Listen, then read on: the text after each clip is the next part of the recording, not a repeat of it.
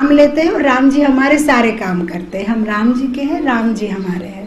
तो भक्तों का एक ये थिंकिंग होता है कि मैं कृष्ण का हूँ और कृष्ण मेरा है, और मेरे जीवन में जो भी अच्छा हो रहा है वो कृष्ण की कृपा से हो रहा है, और अगर मेरे जीवन में कुछ भी बुरा हो रहा है तो वो बुरा ज़्यादा होने वाला था, ठाकुर जी मुझे बचा दिए हैं, ठाकुर जी मेरा ध्यान रख रहे हैं। ये विश्वास भक्तों को होता है।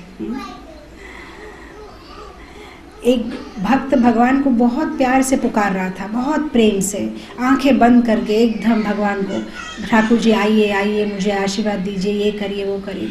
और एकदम उसने देखा कि 2 पत्थर आके उसके सिर पे गिर गए। तो सोचे क्या भगवान भी ऐसे है, मैं इतना प्रेम से भगवान को याद कर रहा हूँ, 2 पत्थर, भगवान ऐसे ही रक्षा करते हैं। और फिर वो पीछे मुड़ के देखता है तो क्या देखता है, 100 पत्थर उसकी दिशा में आ रहे थे और ठाकुर जी दोनों हाथ ऐसा करके बचा रहे वो पत्थर को। और फिर उसको बहुत प्यार से पूछते कि मैं जितना कोशिश किया बचाया, 2 तुम्हें लग गए क्या, 2 पत्थर तुम्हें लग गए क्या, मैं तो कोशिश कर रहा था कि तुम्हें एक भी पत्थर ना लगे। तो ठाकुर जी का ये स्वभाव है, अगर हमारे जीवन में कुछ गलत हो रहा है तो समझ लीजिए कि उससे ज़्यादा गलत होने वाला था, ठाकुर जी ने हमें बचा दिया क्योंकि हम उनके शरण में हैं। भगवान का शरण जो लेता है, भगवान उसे कभी धोखा नहीं देता।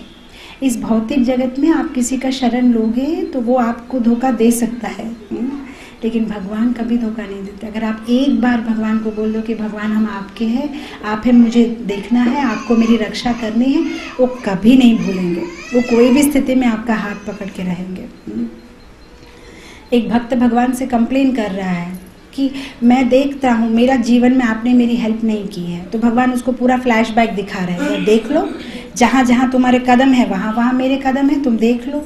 तो फिर वो एक जगह पे आके वीडियो को पॉज कर देता है, बोलो देखो ये तो मेरे जीवन में सबसे कठिनाई का समय था, यहाँ तो 4 पैर नहीं दिख रहे, सिर्फ 2 पैर दिख रहे, उसका मतलब अब हाथ छोड़ के चले गए। तो भगवान बोलते ठीक से देखो, वो 2 पैर मेरे हैं, मैंने तुमको उठा लिया है मैंने तुमको उठा लिया, वो 2 पैर मेरे हैं।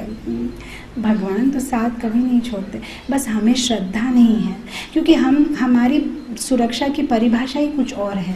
हम सोचते हैं सुरक्षा करना मतलब हमें पैसा चाहिए, हमें पैसा देना, हमारे जीवन में सब सुख सुविधाएं बढ़ जाए, हमारी सैलरी बढ़ जाए हमारी बच्ची एग्ज़ाम में फर्स्ट क्लास आ जाए, अच्छी सुंदर लड़की मिल जाए शादी के लिए, सब कुछ अच्छा हो तो भगवान हमें देखते हैं।